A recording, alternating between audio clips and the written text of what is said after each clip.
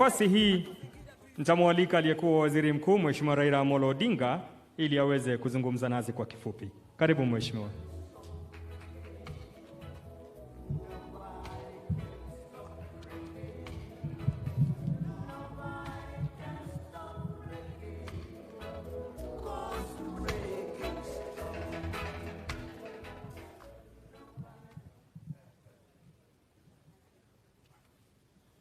Your Excellency, the President of the Republic of Kenya,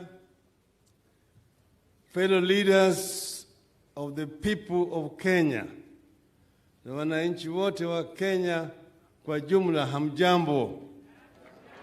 Hamjambo tena. We are opening a new chapter of the book we started writing in March 2018. The chapters we have covered so far have been quite interesting and engaging. But it is about to get even more interesting with the chapter we open today of collecting signatures, and then the next three going to the country assemblies, then to parliament, and then to a referendum. It's a great time to be in Kenya and to participate in the making of history. In these chapters, we are working on our hopes, not fears, in search of the unity and prosperity we all desire.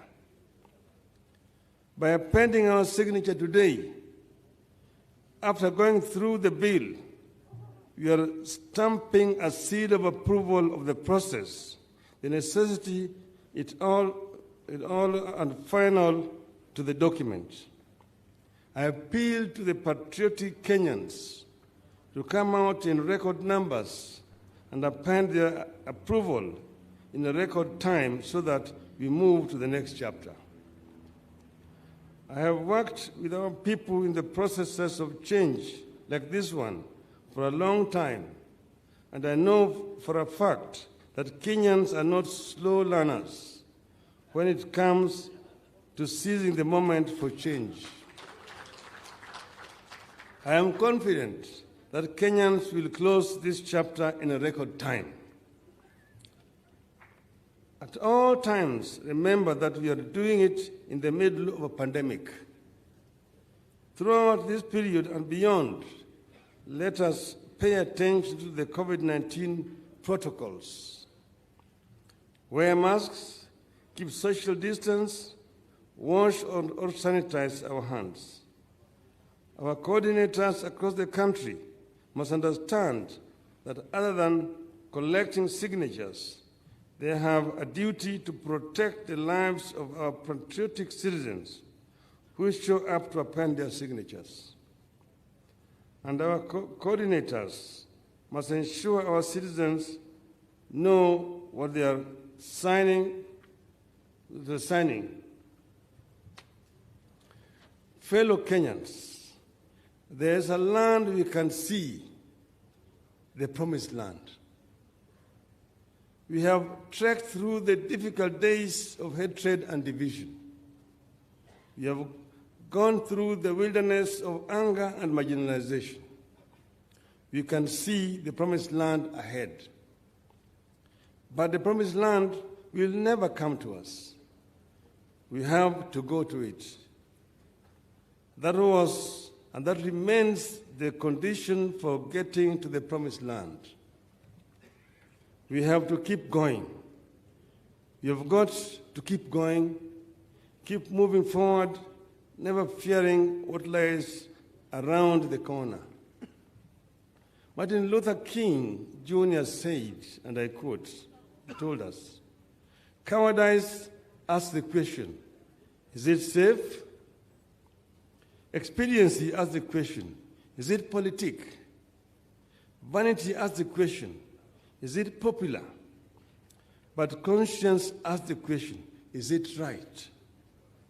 And there comes a time when we must take a position that is neither safe, nor politic, nor popular, but one must take it because it is right.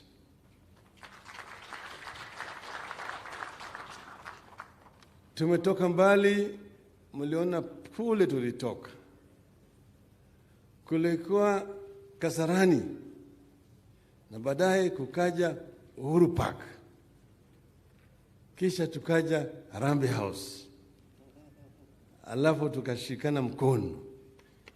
Na tukasema yaliyopita si ndwele. Tugange yaliyomo na yajayo.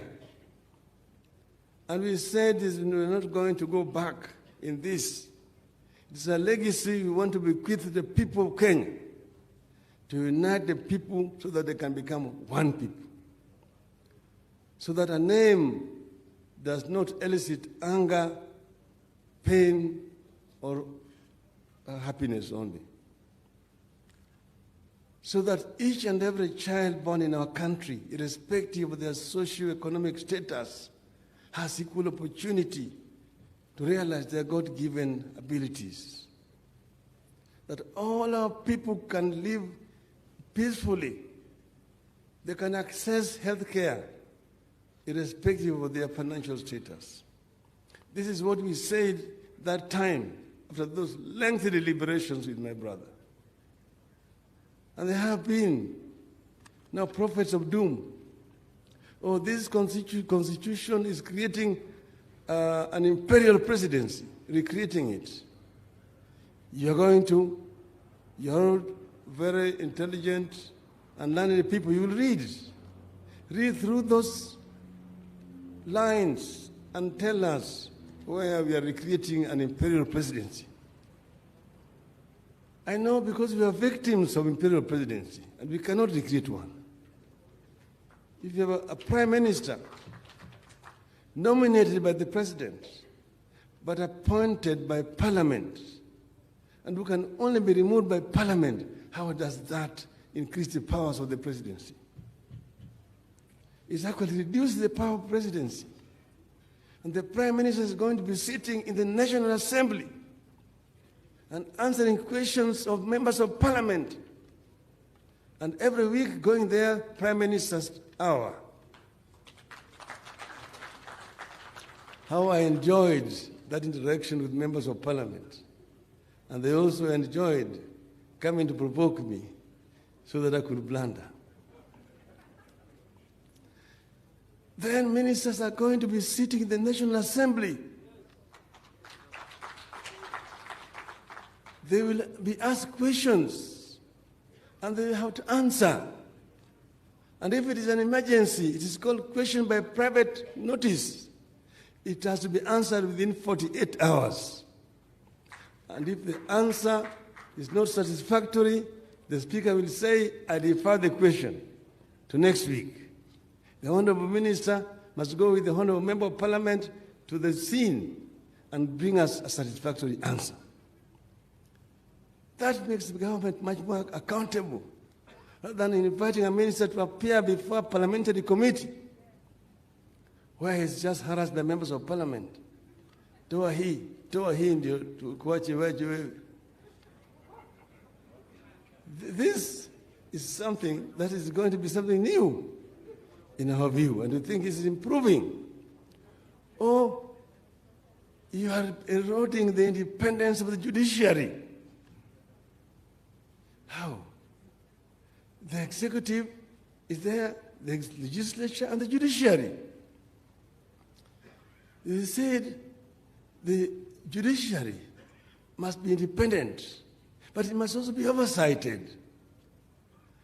Where do wananchi go to appeal or to register their complaints against the judiciary? And ombudsman. But how about if the ombudsman is appointed by the Chief Justice, who also is the president of the Supreme Court? And then the ombudsman is supposed to go and report to the Judicial Service Commission, but appointed by the Chief Justice. Of course, this fellow cannot oversight the Chief Justice.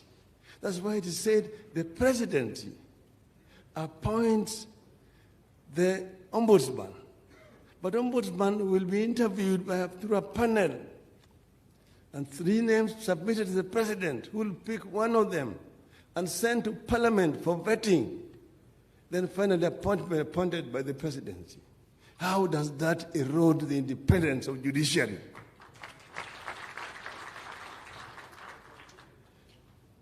Many other things have been said about this. It is dividing the people of Kenya. It is not addressing the issues of the common man, Mama Mboga, the Juakali, the watu wa wheelbarrows, and so on. Those are issues which are legislative, not constitutional matters. And each and every government will come with their policies. Those are not things you put in the Constitution. So what we have picked out are issues which are completely essential to improve governance in our country. The Electoral Commission is going to be appointed by political parties. Everybody among you here who have been around since we introduced multi-party politics in this country will agree that the most transparent elections in our country were those of 2002, conducted by an electoral commission appointed through the IPPG process. The President Moi had already appointed 10 members. The opposition appointed 10, 3 for Kenya, 3 for Dasili, 3 DP, and 1 Kenya Social Congress. 10. So they were checking the other 10 who have been appointed by President Moi. And therefore it was fairly independent because they were kind of checking each other. If you go to Mexico, that is the thing. In many countries, that is the formula because the political parties are the actors. In this world, there's nobody who's neutral. Even if you give the Pope the ballot, the Pope will go into the ballot box there and will vote for somebody. So everybody, there's nobody who is neutral or appoint an independent panel to appoint these people. Let them be independent. How? They will counter-checking each other. And political parties will consult among each other. What we are talking about here is not only happening in Kenya. That's how it's done in many other countries in the world, new democracies. So there are things that have gone into this. A lot of thoughts have gone. Very many brains have worked on this. Some of the best brains in this country have been working together with the committee of, with the steering committee. And this is the result. So we are starting a new journey today. And we invite each and every Kenyan to work with us. We are confident that if we come together as a people, nothing can stop us from realizing the Kenyan dream as coined by the founding fathers of our nation. So reggae went in recess because it was halftime. Wachezaji wanarudi kwa kiwanja. Nobody can stop reggae. Ndugu yangu Rais Uhuru Kenyatta, karibu.